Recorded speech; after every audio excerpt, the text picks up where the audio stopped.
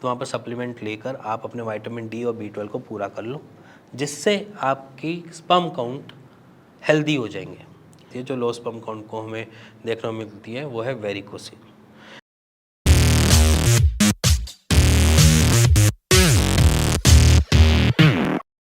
Low sperm count के बारे में बात करेंगे, जिसको हम ओलिगोस्पर्मिया कह देते हैं, जिसको हम कह देते हैं कि स्पर्म काउंट लो इतना है जिसकी वजह से कंसीव नहीं होगा।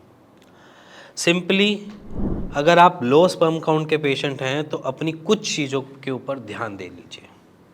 अगर आप उन सारी कॉज को पकड़ लेते हो या आप अपनी ही बीमारी को समझ लेते हो कि मैं किस वजह से इफ़ेक्टिव हूँ या किस वजह से मेरे लो स्पर्म काउंट है, आप वहीं पर उस जगह पे काम करना स्टार्ट कर दोगे और वो चीज़ अपने आप ही फुलफिलमेंट की तरफ बढ़ जाएगी। आपके खुद के स्पर्म काउंट बढ़ते हुए आपकी रिपोर्ट्स भी दिख जाएंगी। अब सिंपली क्या होता है कि पेशेंट कुछ गलतियाँ करता है। पेशेंट को ये लगता है कि मैं जो भी खा रहा हूँ अच्छा खा रहा हूँ और सारी चीज़ें बढ़िया खा रहा हूँ और मेरे स्पर्म काउंट क्यों लो है। मैं प्रोटीन भी अच्छा खा लेता हूँ, मैं दालें बहुत भरपूर खा लेता हूँ, मैं सारी चीज़ें बढ़िया कर रहा हूँ, बट मेरे स्पर्म काउंट लो क्यों है। तो सिंपली आप ये चीज़ों को नोटिस करो कि आपका डाइजेशन सिस्टम कैसा है। आप खा तो बढ़िया रहे हो बट डाइजेशन सिस्टम तो बेकार तो नहीं है। आपको ऐसा तो नहीं है कि खाना खाने के बाद मोशन करने जाना पड़ रहा है या चाय पीने के बाद मोशन करने जाना पड़ रहा है, स्टूल पास करने जाना पड़ रहा है, स्टूल टाइट तो नहीं आ रही, स्टूल का टेक्सचर ऐसा तो नहीं कि उसके अंदर कोई म्यूकस आ रहा है, बलगम जैसा कुछ निकल रहा है। ऐसी चीज़ों को आप थोड़ा सा नोटिस करना स्टार्ट करो। अगर वहाँ पर अगर आपको कोई चीज़ ऐसी दिख जाती है कि जहाँ पर आपकी स्टूल में दिक्कत आ रही है, कॉन्स्टिपेशन हो, कभी कॉन्स्टिपेशन है, कभी डायरिया है, कभी ऐसी दिक्कत तो नहीं आ रही है, आपको जब ये सारी चीज़ें पता चल जाती हैं तो आप अपने लो स्पर्म काउंट के ऊपर काम करना स्टार्ट कर दोगे।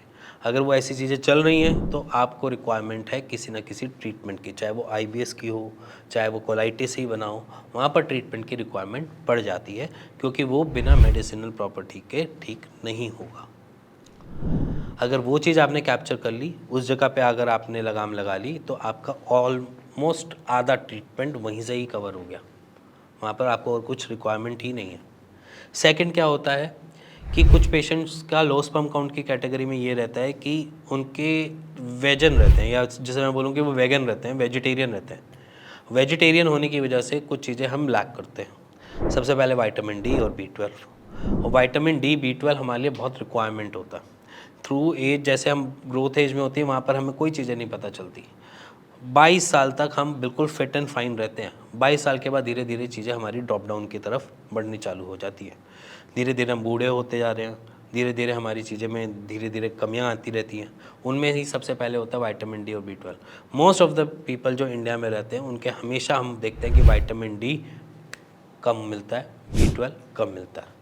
तो जहाँ पर हम B12 और विटामिन डी को अप्रोप्रिएटली, या जैसे मैं बोलूँ कि उसको सप्लीमेंटेशन देकर हम ठीक कर सकते हैं, तो वहाँ पर सप्लीमेंट लेकर आप अपने विटामिन डी और B12 को पूरा कर लो, जिससे आपकी स्पर्म काउंट हेल्दी हो जाएंगे।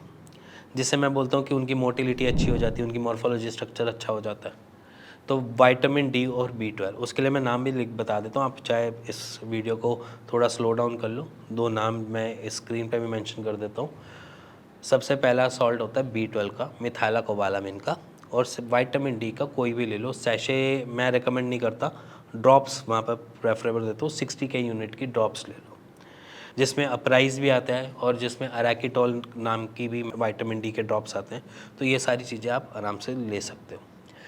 थर्ड पॉइंट आता है बेसिकली पेशेंट का रूटीन, डे रूटीन क्या। हम मोस्ट ऑफ द पेशेंट अगर जो हम देखते हैं कि उनका स्पर्म काउंट लो है तो एक उनकी अपनी लाइफस्टाइल की वजह से भी है। जिनकी लाइफस्टाइल में थोड़ा सा डिस्टर्बेंस है, मान लीजिए कि उनकी रात की नींद प्रॉपर नहीं होती है, वो दिन में सोते हैं, तो उनमें भी देखता हूँ कि दिक्कत आती है। जैसे कि पुलिस में जो होते हैं, आर्मी में होते हैं, बहुत लॉन्ग लॉन्ग आर की ड्यूटीज़ हो जाती है, कभी कभी 40 घंटे की भी ड्यूटी हो जाती है उनकी एक ही साथ, कभी 2-2 दिन एक साथ ड्यूटी हो गई, सोने को मिला 2-3 घंटे 4 घंटे, फिर उठ के भागना पड़ा, फिर 2-3 घंटे।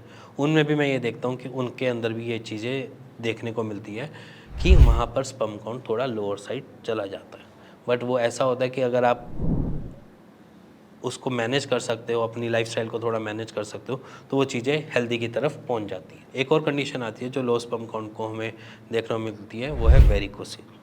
वेरिकोसील में भी मोस्ट ऑफ द पेशेंट्स यही कहते हैं कि मैंने आज तक कुछ ऐसा कुछ किया नहीं, कोई दिक्कत हुई नहीं, एकदम से जब मेरे को रिपोर्ट करवाई गई फिर यूएसजी करवाया गया उसमें मेरे को वेरिकोसील डिटेक्ट हुआ।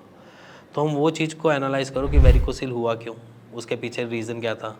आप एक्सरसाइज करने गए ही नहीं, आपने कोई वर्कआउट किया नहीं, उसके बाद भी आपके स्पर्म काउंट लो क्यों जा रहे हैं। स्पर्म काउंट लो इसलिए जा रहे होंगे क्योंकि वेरिकोसील डिटेक्ट हो गया।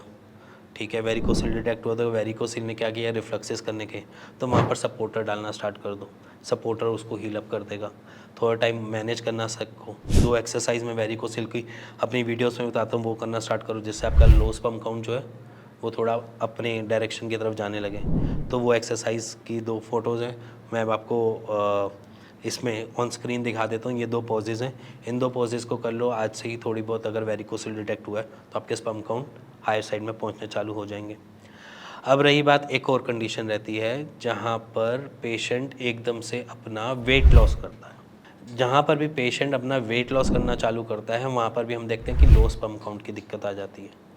एकदम से पहले तो सही थे, हेल्दी थी, अपनी लाइफस्टाइल चल रहे थे, एकदम से उनको ख्याल आया कि अब मेरे को वेट ज़्यादा बढ़ गया है, और वेट ज़्यादा बढ़े होने की वजह से अपनी फास्टिंग वगैरह स्टार्ट कर देंगे, कार्ब्स कुछ खाएंगे नहीं, सिर्फ थोड़ा बहुत प्रोटीन ले लेंगे, या कीटो डाइट पे चले जाएंगे, या कुछ भी ऐसा कर लेंगे, या रनिंग ज़्यादा करेंगे, साइकिलिंग ज़्यादा करेंगे, या जिम में ज़्यादा से ज़्यादा टाइम स्पेंड करके अपनी एक्सरसाइज से अपनी कैलोरीज बर्न करने की कोशिश करेंगे। तो सिंपली जब भी आप कोई ऐसी एक्टिविटी परफॉर्म करते हो कि आप चाहते हो कि 1-2 महीने में मैं चीज़ें को मैनेज कर लूँ, वो आप अपनी बॉडी को दिक्कत में डाल रहे हो।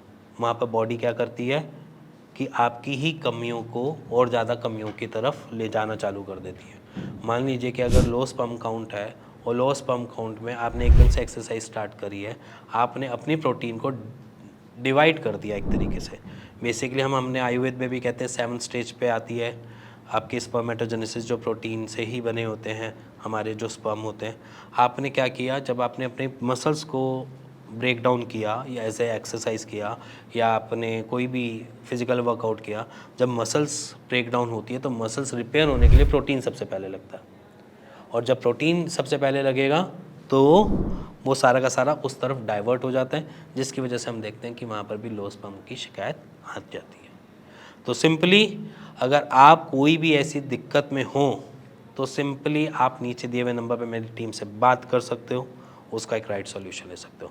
इसी के साथ अगर आपको कुछ भी जानना है, समझना है, और मेरे से कोई वीडियो बनवाना चाहते हो किसी चीज़ के भी रिगार्डिंग, तो नीचे आप कमेंट बॉक्स में मेरे को कमेंट कर सकते हो। अगर टॉपिक वैलिड लगा तो मैं उस पर वीडियो आपके लिए बनाऊंगा। इसी के साथ अगर आपको मेरी ये वीडियो समझ आई हो, पसंद आई हो, तो प्लीज़ लाइक शेयर कर दीजिएगा और बेल आइकन बटन ज़रूर दबा दीजिएगा। इसी के साथ मिलेंगे नेक्स्ट वीडियो में, तब तक के लिए नमस्कार।